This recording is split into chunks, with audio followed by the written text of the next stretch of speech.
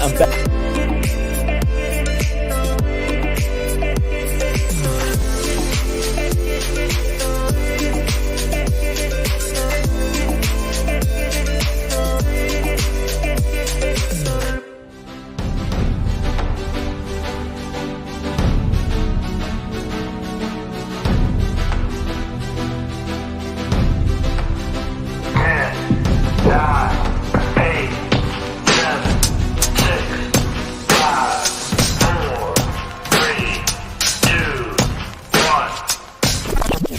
I'm back again. You talked about Course Careers Technology Sales Course and what it did to change my life. Wait, there's more.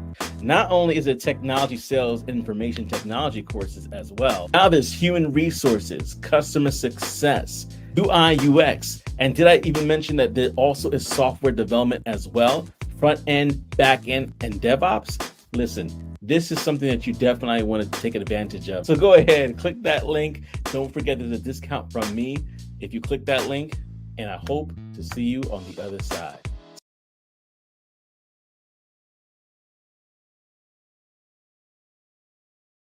Uh-oh, is it a struggle stream today? I don't know. Good morning. Good morning, family. Thank you for tuning in with us today. I am so excited to have this episode here with you. I have Ryan Gomez on, and he is going to be talking about financial planning. He's going to be talking about the tech industry and how he helps tech professionals do that. But before we get involved in the show, let us know where you're tuning in from in the comment section below. Good morning, Mitch. Good morning. Thank you for the faithful that always tune in. I do appreciate you always, man. Thank you so much for doing that and tuning in with us. There's so many other people that are going to be joining in, and so I'm so excited to have y'all rock with us today. This is going to be a very important episode, right? But we were going to have Kanika Tolver come back, but for personal reasons, she cannot make it today. So, we're with you. Of course, looking forward to having you, Kanika, again. But I was able to get Ryan to come on. So, Ryan, hello. How are you doing, man? Good. How about you, Joseph?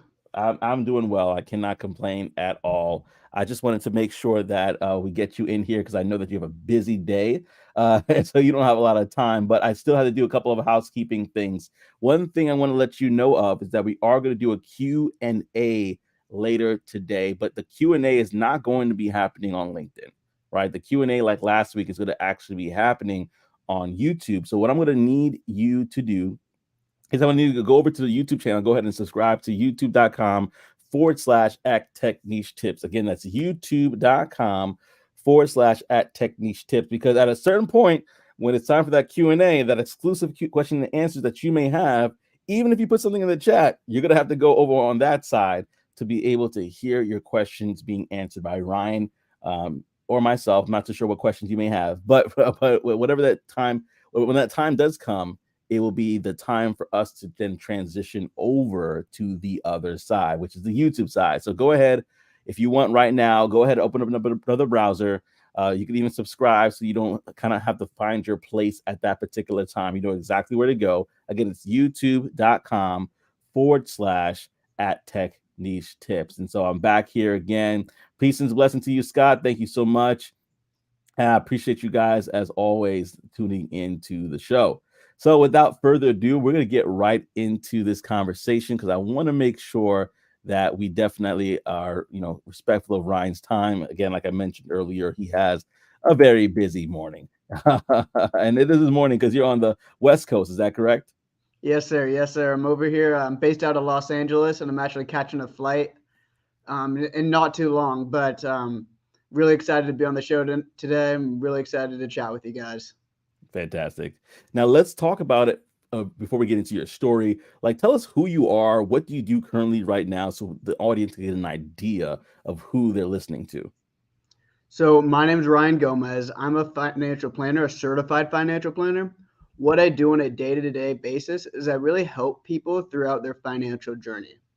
I specifically help people who work in the tech space, helping them with things like stock options and just figuring out their own financial journey, whether that's saving for a down payment, saving for retirement, becoming financially independent at an early age, or just saving for other things like college savings, things along those lines. Nice. And that we know we need the plan. That's the truth. We definitely need the plan, especially if people are now moving into the tech industry. They're getting honestly, larger sources of income now, multiple streams, maybe depending on what industry they're in. They're getting commissions checks. All these different things are happening in their lives, and they're like, okay, this is great. Who do I need to go to for this? And now we have somebody that we can talk to named Ryan. So if you are on the YouTube side, there is his information below, just so I don't forget to tell you. You could also not only connect with him on LinkedIn, but you could schedule a complimentary chat, right? A complimentary chat where he could basically talk to you, see if you're a good fit, if you're a tech professional, and see if it's something that can be a help for you. And I'm not getting paid for this. I'm not getting compensated. This is just me wanting to just share somebody that can be a resource to you as you are moving in your tech journey. And so with that being said, let's talk about it. So did you always want to work in the financial industry? Was that something that you always wanted to do? So I knew I wanted to do something with money. Growing up, my grandfather, he was one of my biggest role models, Hmm. and he started out as a janitor, started investing early on, and by the end, he became a multimillionaire. And he didn't work in a white collar industry, right? He was a Wow. janitor, owned a janitorial company, Yeah. and just by investing in real estate and stocks, things along those lines, Yeah. became a multimillionaire. And it's just amazing what you could do just by putting some money aside every month. And he took me on amazing trips when I was a kid, things along those lines. I knew I always wanted to do something to do with money. Didn't know exactly what, but throughout college, figured out that I wanted to be a financial planner. Did a couple of internships. Did one at a firm called UBS Wealth Management, where I was just an intern pushing paper, things along those lines, the classic intern task, fixing the copier, all that fun stuff. But I was able to sit in on client meetings where my boss was able to run a client who just got out of med school. He showed him through a situation just on a yellow legal pad on how he could get out of debt, how he could save for his retirement, and ultimately retire early. And I saw that client who was in hundreds of thousands of dollars in debt crying tears of joy right there. Wow. It was really amazing. And I did some other internships throughout the financial industry. I did one at a real estate investment firm, and my job was essentially to price apartments as high as possible, but not keeping them so high that the people leave. That didn't feel like a really good job. It felt like I was Mm. there's a lot of jobs like that in the financial industry. And why I like what I do today is because I'm able to make a living helping people achieve their own goals. And I've always been a people person. I've always been interested in money and finances. And this is just a really great piece where I could do both those two items. Yeah, let me not skip over the fact that you just said that your father, not your father, your grandfather was able to save up so much money that became a millionaire, taking you on trips and things like that. So that's where you kind of were able to realize the power of savings and the power of being financially fit, being able to plan your financial future. I love that. I love that because that's something that we may have seen our grandparents do, depending on where we're from, and we might have forgotten that. But so you just reminded me, like, hey, think about those lessons that we may have learned growing up, seeing our parents or even our parents doing, and really adopt that for ourselves. So with that being said, you got to college, right? You decided to get into this industry, and like you mentioned, you kind of started off in basically doing something that you didn't really feel comfortable necessarily going forward and doing, and then you pivoted into accounting. I believe that's what would that be correct? Correct me if I'm wrong. Into financial planning. Into financial planning. All right, cool. So financial planning. So what made you decide to go from that area of financial planning to specifically tech professionals? What made you make that decision? So a few different reasons. One is that I have a few family members in the tech world, and they've come up to me and said, I have these stock options, I have RSUs, ESPPs, I have NSOs, ISOs, and they all sound like gibberish to most people. So what I was able to do is I was able to, when I was studying for my CFP, there are certain areas that look at stock options, look at things along those lines. And that's really what I became very interested in, not only because of my family members, but being on the West Coast. I'm right near San Francisco, where I have a ton of friends and family who work in that area. Even LA has something called a Silicon Beach. It's almost like Silicon Valley, but our version. And there's tons of people I know in that area, and they're just confused. They have all this extra income from RSUs, and they don't know how it's taxed. And it's a really fun area of people to work with. I just really enjoy working with the people in tech in general because they're always up to speed. They know how to work the Zoom meeting, right? A lot of financial planners focus only on retirees. And while that's fun, I really like to work with others who are growing with me as well. It's really fun being able to help a client save for the down payment of a home, or who just have kids and want to start saving in 529 for their college, for the kids' accounts, things along those lines. Wow.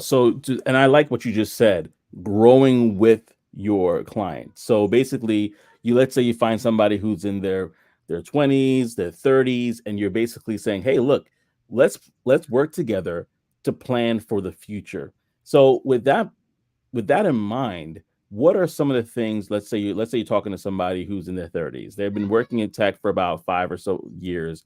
What are the things that you're coming up to them with and saying, "Hey, these are the things that you need to consider in a general basis when you're looking at your financial future?" Got it. Got it. So the five areas I work with clients on, number one, goal setting, right? What goals do you have? Do you want to retire early? Do you want to own a home? Are you okay with renting your whole life? Do you need to save for kids' college? Things along those lines. That's very important when we start out. Number two, I help with tax planning. A lot of people in the tech industry, they have high incomes, and then with stock options or equity compensation, there's a lot of tax implications that can come with that. In Mm. addition to that, if you're in a sales role, like you're account executive and SDR, those commissions, that taxation on that makes the situation even more complicated. Number three, I help with investment management. That's just making sure your investments are in line for your goals. Number four, I help with estate planning. That's essentially what were to happen if you were to pass away. And the big thing here is that when you have kids, you want to make sure they're taken care of, right? If anything were to Yes. happen to you. And number five is insurance planning. This is a small piece for the most part, but right, again, if you have kids, you want to make sure they're taken care of.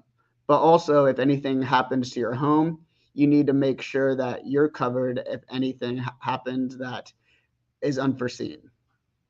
Yeah, absolutely. And so if a financial planner covers all those different things, uh, can you talk about what financial planners are not for people that may have a question about that? And don't worry, guys, we're gonna be moving over to the Q&A side.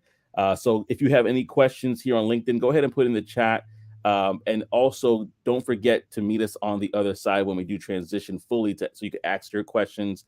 I'm actually going to put in a link to call in if you want to call in and speak to Ryan as well. Again, I'm going to have some prefaces for it. It's not going to be like, he can't really be like, fix your life right in front of everybody else. And you can't really go into details and get specific options mentioned for you in this particular call. But don't forget, you can book a call with them and have a private conversation. But this is more for your general questions to be answered. So get ready. We're going to be transitioning to the Q&A section a lot sooner than we normally do. So get your questions ready now. But again, going back to that question, can you just in general talk about what financial planners are not, so that people can not assume you do X, Y, and Z, but you could be able to say, "No, I don't do that."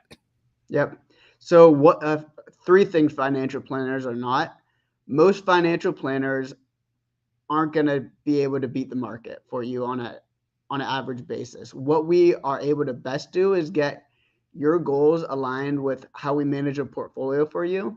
But if a financial planner is promising you 100% returns, they're going to double your money every year, I'd watch out. I'd stay away, because that's really, they might be able to do that one year, but odds are they're not going to be able to do that every year. That's one thing I definitely watch out for. Number two is that we do tax planning, meaning that we will look out in the future and see how we can keep your taxes as low as possible, But one thing that we do not do for the most part is tax preparation, right? So we could look at your tax return. We could give you some general rules of thumb of how to better situate your tax situation, but you'll want to work with a CPA or an EA to actually prepare your taxes for you. Good. And number three is, while we do help with estate planning, that being, like I mentioned earlier, what happens if you were to pass away, we're not usually lawyers, so we do not create the estate plan. We'll work with your estate planning attorney in order to make sure everything's in place, but we do not do the actual estate plan on behalf of you. Wow. So wow. So we got a good insight into that. We know 5 things why you want to get it. Oh, you can't see me. All right, no worries. You can hear me though. There's 5 ways that you would want to basically be able to have an estate plan done, or things you want to look at when it comes to estate planning, and 3 things that estate planners do not do. So then the question is, what's the difference between a CFP, a CPA? What's that difference there, so people may understand better? So a CFP, it's a little more broad. A CFP is a certified financial planner, and a CPA is a certified public accountant. So a CFP, they focus on those 5 different areas I mentioned earlier. They're more on the goal planning side of things, right? Cool. They'll also do estate planning, investment management, and insurance planning. But a CPA is focused almost solely on tax planning, which is great, but they don't look at the broader picture. They're really focused on lowering your income taxes this year and not in the future throughout your whole financial life. Yeah, that sounds good. That sounds good to know. I think it's definitely something that we could definitely dive into more on the Q&A side. So listen, y'all, like I said, he has a trip. I'm trying to be mindful of his time. So right now we're going to be transitioning over to the Q&A side on the YouTube portion of the conversation. So if you have not already, go ahead and go to YouTube real quickly there. Again, that's youtube.com/@technichetips. You'll see at the bottom, that's youtube.com/@technichetips. So as we're looking to transition now, go ahead and come over there. But in the meantime, I'm going to show you this message from one of our sponsors. Do you feel stuck? Do you feel like you're just at the same place in your career and you don't really see a way out? This is a great time for you to take it to the next level. Level Careers is a course that I've been talking about for some time. From account executive and even sales engineering, there are courses that can help you propel from where you are now to where you want to go. Check out the link below, use my promo code Joseph10, and check out the free courses, whether that's the SOC analyst course, the account executive course, or the sales engineer course. Take your career to the next level.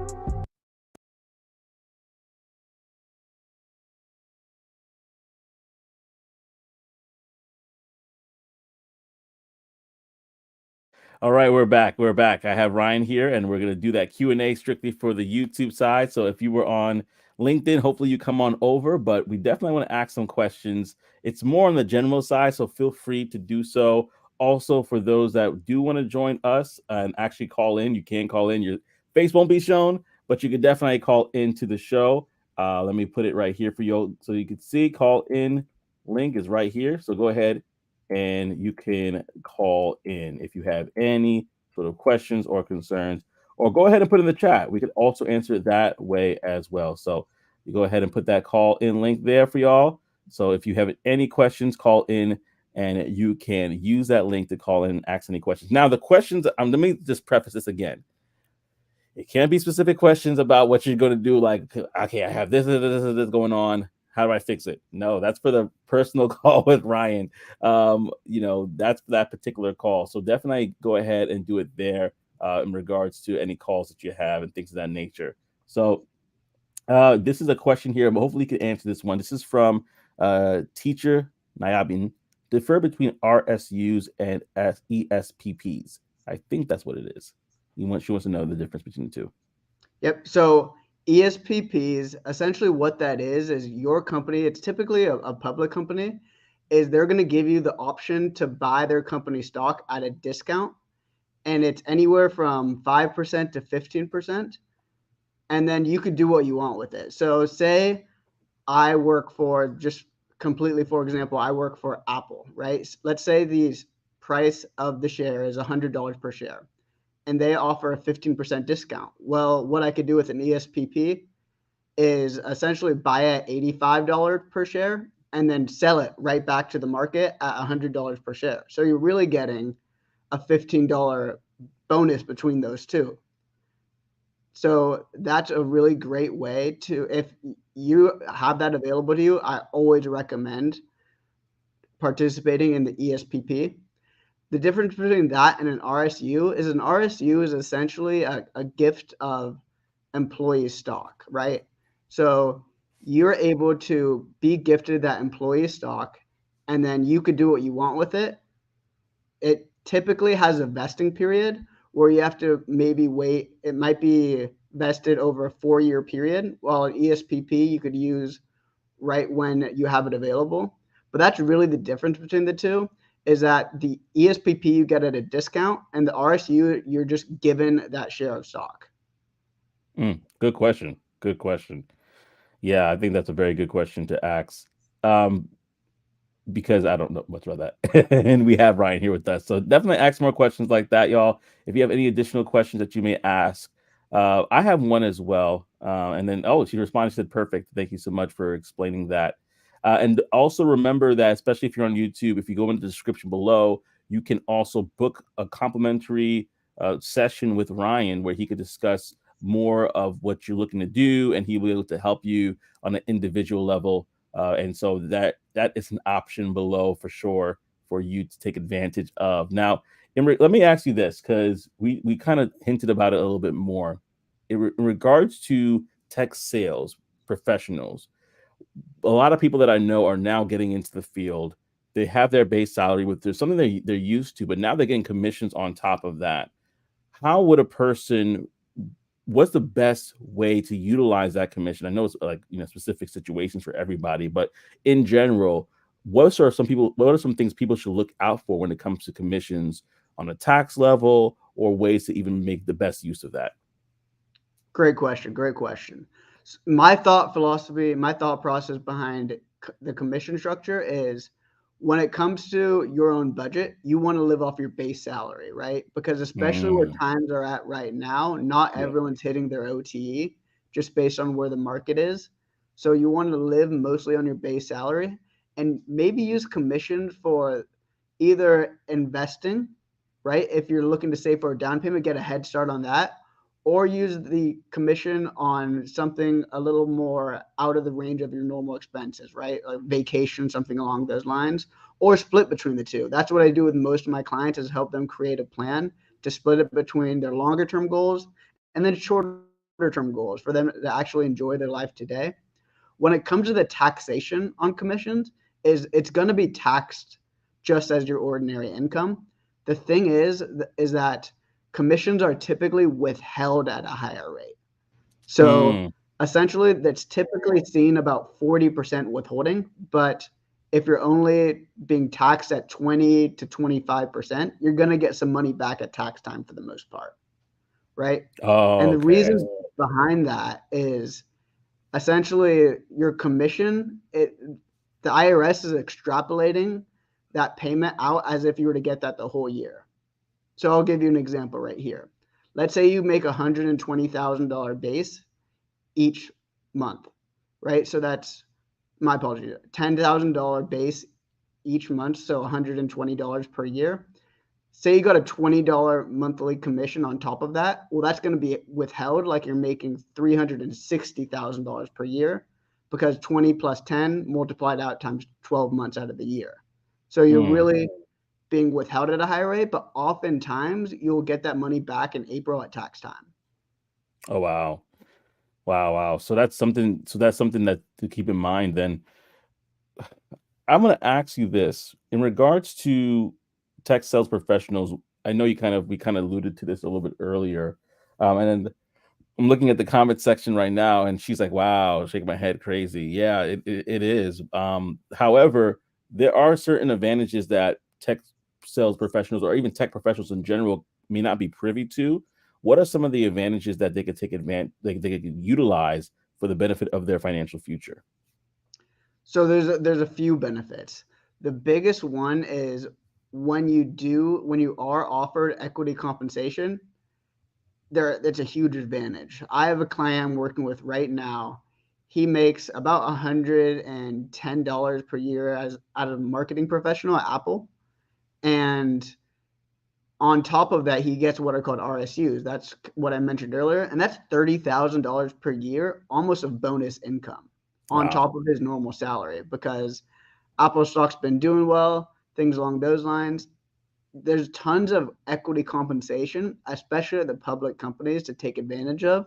And even if you're at a private or pre-IPO company, if that company does IPO, IPO is an initial public offering. You have equity compensation.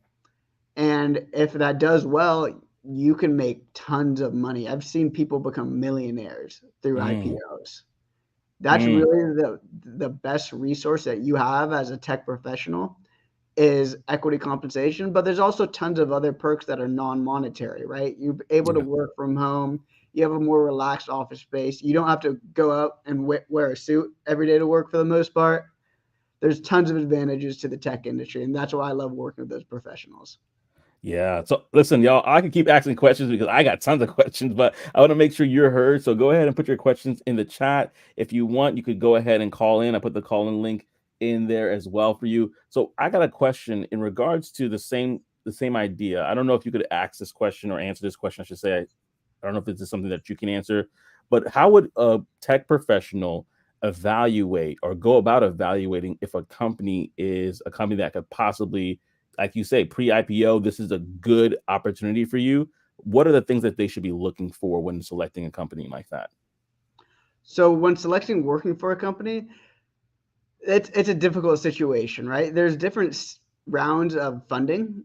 There's different seeds, so to speak. So when you're in your A share, that's when you're pretty much closest to being able to be in the funding scenario, but it really depends on the scenario. Typically, when you're at a startup, you might be paid more than a public company. There's everything's really a balance when it comes to financial planning and when it comes to working for these companies, right?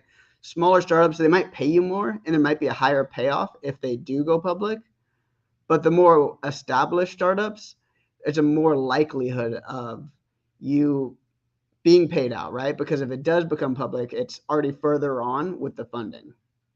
Mm, mm. So and I know it's like you said, it's very unique because I'm thinking about the different forms. We hear seed form, we hear Series A, B, C, D, right? Is it possible for you to break that down for people so that people have an understanding when they look at a company? They might look at Glassdoor, RepView. What does those seeds really mean? I mean, I know they mean the stages of funding that they have, but could you talk a little bit about that and how that could help them decide, like, oh, what's happening with this particular company might be something good to look at? Yep. So essentially, when you start out, you're a seed company, right? Yeah. It's basically you don't have much funding yet. It's typically coming from family and friends, things along those lines from the startup. Then you move to Series A once you hit a certain amount of funding. And then it moves to Series B, Series C, and continues on. So the higher it goes on, so the further along in the alphabet, so to speak, the closer you are typically to your IPO. So, right, Series A, like I mentioned earlier, is better than seed funding. But once you keep going along that kind of alphabetical order, you're going to be closer to an IPO. So it's going to be a more steady company to work for. There's most likely going to be less frequent layoffs. That's another thing to think about. Hmm. Early on, there you might be more likely to be laid off versus in a Series C company. And then once you're a public company, that's when the equity compensation is really, really great. Like I mentioned earlier, Apple, that one individual who's getting over $30,000 per year in RSUs, he's able to get that because Apple's a public company. I've worked for many clients at private companies. For one great example in the industry, it's pretty well known as Gong. Yeah. And the, the people there, they have equity compensation, they have incentive stock options, but if they exercise them, they're not able to sell because it's not a public company yet. So I've seen some scenarios in that case where someone exercises option, meaning that they essentially have the right to buy. And what happens is that they have to pay taxes, but they can't sell the stock. So they owe a ton of money at tax time, but have no money to pay for it with. Ooh. And you could help them avoid that, right? Exactly. Ooh, Ryan, your stock is rising on this channel. People that are listening in, they're like, "Oh, okay, I gotta talk to Ryan very soon, so I can avoid some things that might be a pitfall for me." Let's talk about estate planning real quickly. I'm looking at the time. I'm very mindful of your time, so I won't keep you here longer than you need to be. But estate planning—that's something that, if I have to be honest, in the Black and brown community, we're not really as big on that. Like we may know about insurance, getting like term insurance, maybe, or even whole life. I know we had a conversation about that already, and where you stand, and I pretty much stand the same place. But when it comes to estate planning, can you talk about the importance of estate planning for those that may not have an idea of really what that is? Yep. So estate planning, all that means is what happens if you were to die. It's really important if you have kids in most particular.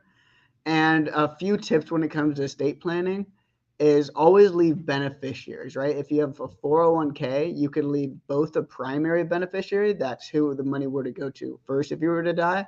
For many people, it's a spouse or a family member. And then there's also contingent beneficiaries. So that's if you and that first person both pass away, or that first primary beneficiary predeceases you, who the money were to go to in that case, right? Yeah. And essentially what this does, when you leave a beneficiary, is it avoids something called probate.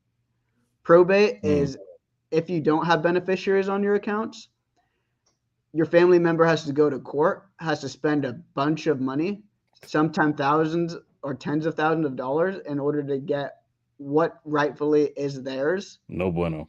But we've seen in some cases where the state takes it, things along those lines. So you want to make sure that any of your family members, any of your loved ones, are taken care of. If you were to pass away, leave them as beneficiaries on your account. And it's not just 401ks, right? You could do this on your bank account. You could do this on a brokerage, a taxable account at Charles Schwab or Fidelity or Vanguard, or wherever you hold that. You just want to make sure your loved ones are taken care of if anything were to happen to you. Yeah. I want to go to the comment section real quickly, because I think that's very good to kind of just highlight this. First of all, she says, "So I just started my first tech sales job. We'll need to connect because I have no idea where to begin." And that's why I wanted to have this conversation, because like I said earlier, a lot of us are making that transition into this industry, and we're getting a base pay, which we're used to, right? Base salary, but that commissions, those other aspects of the compensation package, we're not too privy to, and we're kind of trying to figure our way out. So I wanted to have this conversation for people just like you, teacher. Definitely wanted to have these conversations, and you actually pointed it out. My mother just went through that with my grandfather. So like this conversation is making us all realize we need to have better financial planning. But somebody might say, "Hey, you know what? You said for the estate planning, I could get a lawyer. You said that you don't do my taxes. Could I just get my advice from somebody else? Like, can my tax preparer help me with this stuff?" But I want you to kind of say it again for those that are now tuning in: the importance of having a financial planner versus just kind of having multiple people do different things. You're kind of the person that puts it all together, right? In my opinion. Can you dive in a little bit deeper about that? Because I want people to understand. And even if you have Ryan, and even if you have like either a hypothetical situation or somebody that you know of that you, of course, we're not gonna use names, but a story that you could tell to kind of give like a cautionary tale for those who are like thinking like financial planning is not a big deal to have. Can you talk about that?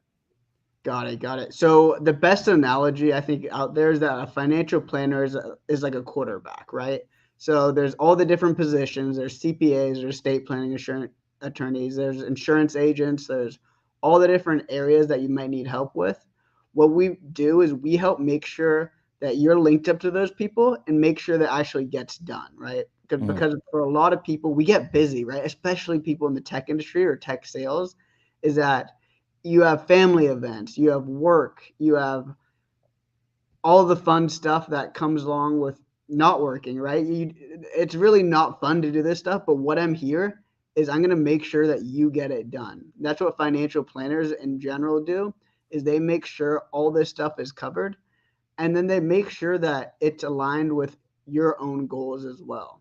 So what's most important about a financial planner is when working with them is that they're kind of on you. And just some examples I've seen where it's gone wrong is there's actually many different reasons, but one area is that someone left a trust as a beneficiary for a retirement account, right? Trusts are great to set up. They can essentially allow you to put your money where you want. So, for example, what a trust can do is it can say, hey, I have two little kids. I want them to have the money, but maybe not right when they turn 18. Because what are your 18-year-old kids going to do when they inherit $500,000, right? They're going to buy a Lamborghini and do all the fun stuff. But a trust could say, hey, let's wait until they're out of college. Let's wait until they're 25 years old. So what some people will do is they'll leave a trust as a beneficiary of their 401k or IRA, which sounds great, right? The money's going to follow what I said.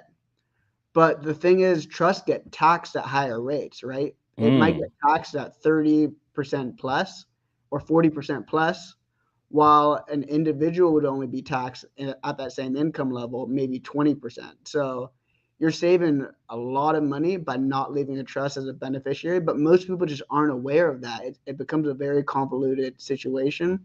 So it's Mm. really best to work with a financial planner, and more specifically, a certified financial planner when it comes to all these details, right? Because a CPA might be able to reduce your taxes this year. Your estate planning attorney might be able to create that trust, but he's not going to say, hey, you don't want to leave that as a beneficiary. Mm. There's tons of situations like that where Mm. I've seen people have high tax rates, things along those lines. And when you get hit with a $10,000 tax bill in April, you want to make sure you have a plan for that. Wow. I'm gonna let that sit for a little bit because I think that again, a lot of us are not privy to this. You mentioned the trust, and we're like, some of us may know of a trust, some may know about buying using a trust to buy property, right? Having Mm, property in your own name, but just the full extent. Let's talk about a trust real quickly. Before I do that, I'm gonna go to the comment section real quickly because Scott said something that I think was very good for him to say is that my brother Joseph always providing life and altering gain to the community. And that's what this is all about. This is all about providing an opportunity to talk to somebody that does this for a living. I mean, how many years have you been doing this? I was trying to count. Like it's almost like 9 years or something like that. You were working in this field. yeah. So I started in the industry about maybe 6 years ago. Okay, 6 years ago. Yeah, but like you said, that experience you had with your grandfather kind of gave you an informal education even prior to what you're doing right now. So Mhm. that's great. So let me. I'm gonna wrap it up real quickly, guys. If you have a question, now is your time. Because he has to catch a flight.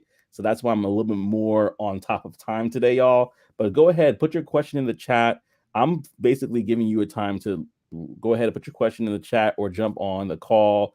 Again, he doesn't have a lot of time, so we want to be mindful of that. But if you could get a question in, I'll try to squeeze you in. But I'm going to go to that trust. Can you talk about the importance of having a trust? You kind of talked about it a little bit just now, but because some people might be like, "Why do I need a trust?" Mhm. You know what I mean? I think I've people in my family never had a trust. What's the importance of it? Can you dive into that a little bit? Yep. So not everyone needs a trust. That's one thing I want to make sure that everyone's aware of. If you have a simple scenario, if you don't have any kids or anything along those lines, or if you don't have anything in particular you want to happen when you pass away, you just leave beneficiaries on all your account. You can make sure that your home is going to the right person when you were to pass away. But when you do need a trust, is typically, especially when you have kids.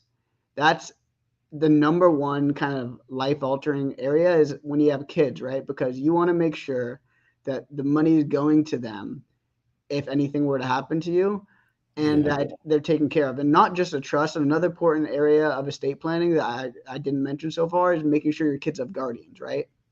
Do you want the state? Do you want the state here in Los Angeles, the state of California, to pick your sister, who you may not really like, or do you want to designate a certain person that you know is responsible, right, to take care of the kids?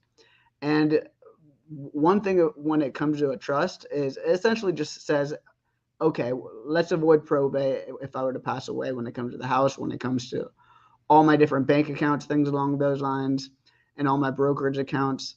Let's avoid that probate process, right? So they don't have to, your family member doesn't have to spend a bunch of money. And then you could also put a little more rules when it comes to using a trust, right? If you have a special needs child, you can make sure that they're taken care of, right? What about pets? I see it in the comment section. Pets, that is something you could also specify as well in the trust. It's right. You can't really leave a pet as a beneficiary for your retirement account, but you can stipulate. I've worked with clients who want to stipulate that the cats are taken care of for 5 years after they die. And that's what you're able to help do throughout a trust using a estate planning attorney. Wow. Yeah, listen, y'all. I'm going to the comment section real quickly because, like teacher said, she's on it today. She's like, I want to learn more about trust. If you want to learn more about trust, you might have to reach out to Ryan directly for sure. His Calendly link is in the description, as well as his LinkedIn page. And she's like, she's talking about her dog, and so that's why I brought it up. And then she said, "Oh wow, that's good to know." In regards to what you said. And so I want to just say thank you to Ryan right now for being on the show. Again, normally we kind of have these longer conversations with our guests, but I have to be mindful of his time. He has to catch a flight very soon. So I want to definitely be considerate of that. Ryan, they can reach out to you on LinkedIn, of course. I have your link in the description, and they could go ahead and book a consultation with you. Now, just to give them an idea, what would they be able to, in that time that they have that consultation with you, what are some things that you'll go over with them so they could kind of have an idea? Yep. So the consultations is really just a 15-minute get to know each other meeting where you're able to ask within that 15 minutes any questions you'd like, right? Whether it's in regards to trust, whether it's in regards to investments, whether it's in regards to your tax situation. I do it completely complimentary just to see if we'd be a good fit to work together. And then if we are a good fit, we have a 2-meeting process where I take a look at all your account documents, things along those lines, see where you're standing at right now, see what your goals are, and during a discovery meeting. And then if we want to move on to a follow-up meeting, great. Both of these are completely complimentary as well. I'd present a financial plan. And if you'd like to work with me, great. If not, if you'd rather do it on your own, that's also okay. So really, we provide all 3 of these meetings completely complimentary. That first initial 15-minute chat is just for you to ask any questions you might have and see if we might be a good fit. Yeah, and that's where we met. Ryan reached out to me, and I had a 15-minute consultation with him, and I said, "Oh, I gotta bring you on the show." so that's why I was like, I like to try to learn as well as when it comes to the show, really kind of talk to people first and kind of get a sense of them. And I think, Ryan, you're a great guy from the conversation that we had, and most specifically, you are here to help. You're not really here to take advantage of people or anything like that. You want to prepare them for the future. So go ahead and connect with Ryan. His link is in the description below for his LinkedIn. And also, if you want to go ahead and book a consultation with him. Thank you so much. Safe travels as you go. And before we go, I do have one more video from our sponsor. But thank you all for locking in with us. If you are new to the channel, I'm going to say this again. If you went from LinkedIn and you came on over, go ahead and subscribe to the channel. Like for those that are vets here, the Scotts, the Mitches, they've been here a while. They already know. But there's a lot of value on this channel, and it's all for you to learn and decide if the tech industry is right for you, whether that's going to be a UI, UX, whether it's be actually in tech sales, the SDR, BDR, AE, if that actually is going to be in customer success or sales engineering. That's all here in this channel dedicated for you to learn more of. So thank you so much, y'all. And like I always say, family, as we are going to close out with this one more video from one of the sponsors, that I hope to see you on the other side. Take care, family. Hey, I didn't forget about you. You're a person that needs to be in a place where you are working close with someone else, a mentor, a friend, someone that could take you to the deeper and more intricate parts about being a sales engineer, but you don't know where to go.